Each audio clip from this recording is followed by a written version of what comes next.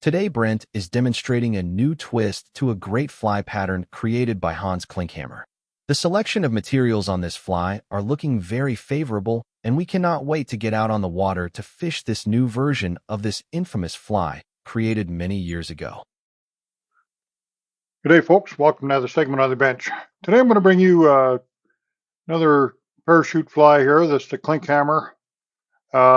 Tying this with some different materials. I just want to bring it and share with some of the viewers. I just ran across another product that was quite interesting, so I'm going to tie these up and give them a go this summer. So let's get started here. Its body is created with Angora goat, which I never thought of using for a dry fly dubbing, but it's got like a touch dubbing look to it, which is originated with Gary LaFontaine, where you chop that dubbing really fine and just touch it on your thin thread and wind it forward.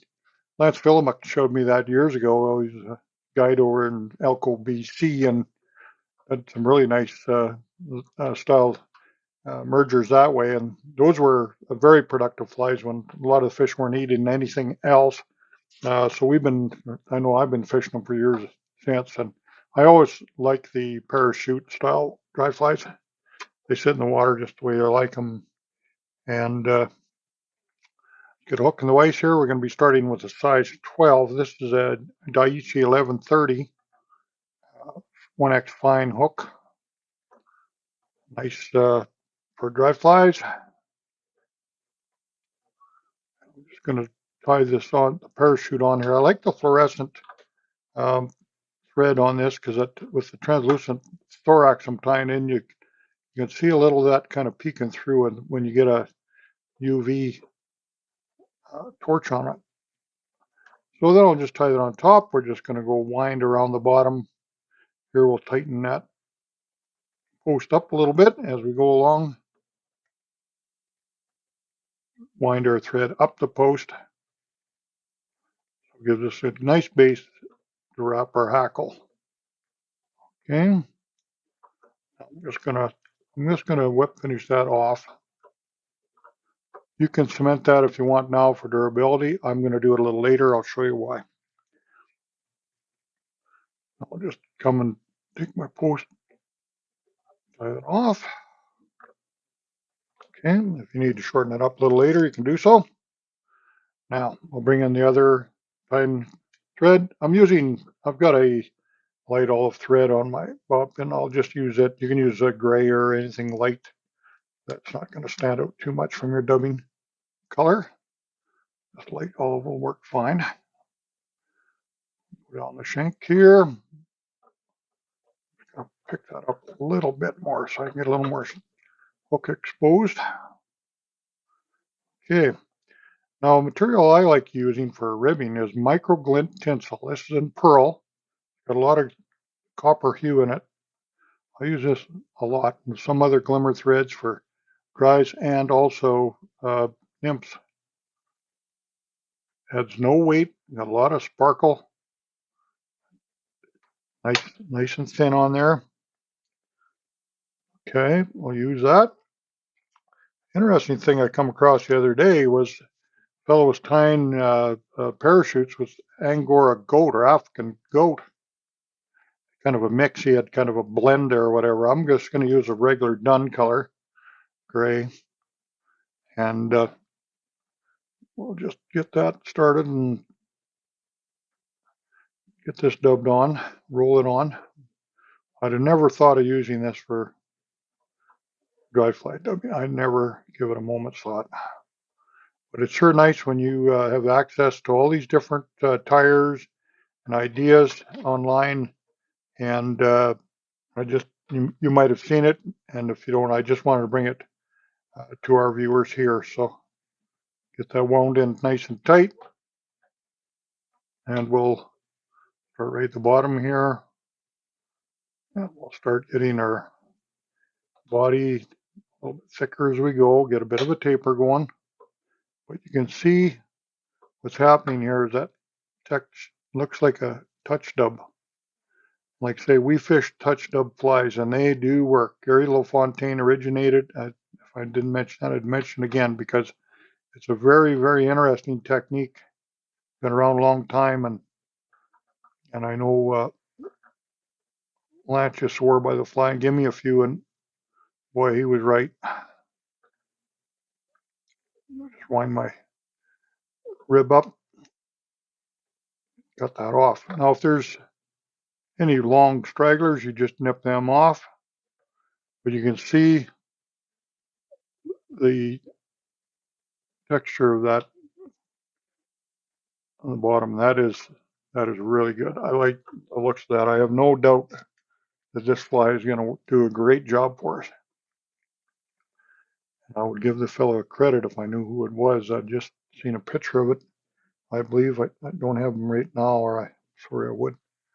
So I'm coming in here with some of this Legis, this ultra translucent dubbing, and I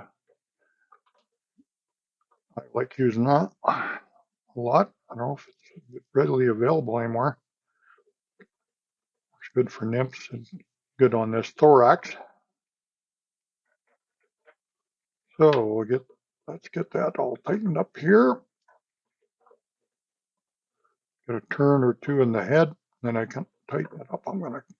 Once I get my dubbing started, then you can always tighten it up. Pull it on a little tighter as you go.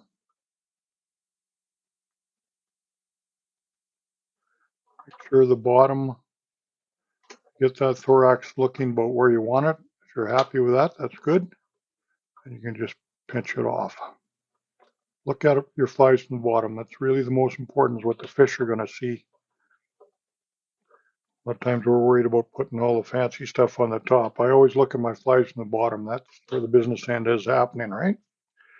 Okay, so now we've got our pair of posts is all ready set there with our other thread. I'm going to bring in some of my hackle here, which is going to be the Cree Super Saddle. Strip that off, the good side up. I'm just going to lash that on the top, across the post. Just check that it's going to wind properly. And if it's going to stay on, see it pop right off, make sure you check that. Catch it. Now I check, yeah, that'll hold. And it'll turn right. It'll look good. Now, I like using this Res thin hard resin. Just going to tip this. I have a little needle applicator there. And this is kind of a gel. Put that right on the base of that post.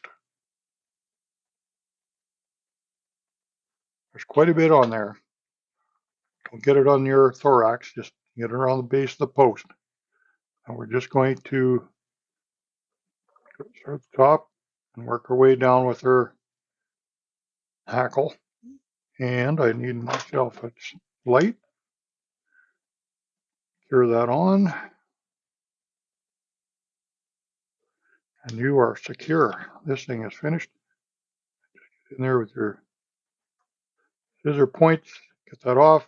Take your scissor and just blade that thread right off. And it is finished. Very durable and clean. You got a nice clean fly in the bottom. It's my favorite way of doing parachute posts. You want to trim that down a little bit, make it look a little better, you can, whatever you wish. But that fly sits in the water where it belongs, and very vulnerable phase of the insect. And those snobby trout, they'll eat these kind when they're all going to turn away from a lot of the other dry flies we found. So many different species will be eating this. This fly is tied on a Daiichi 1130 size 12 hook, and the fluorescent chartreuse parapost is tied on with 6/0 fluorescent yellow flat thread. The body is tied with 8/0 light olive thread. The rib is pearl micro glint tinsel. The body is gray Angora goat. The thorax is olive gray Legis translucent dubbing. The hackle is Cree Super Saddle and finished with Res thin hard resin. We appreciate Brent sharing another one of his favorite flies. Thanks for joining us today. Take care and conserve the waters.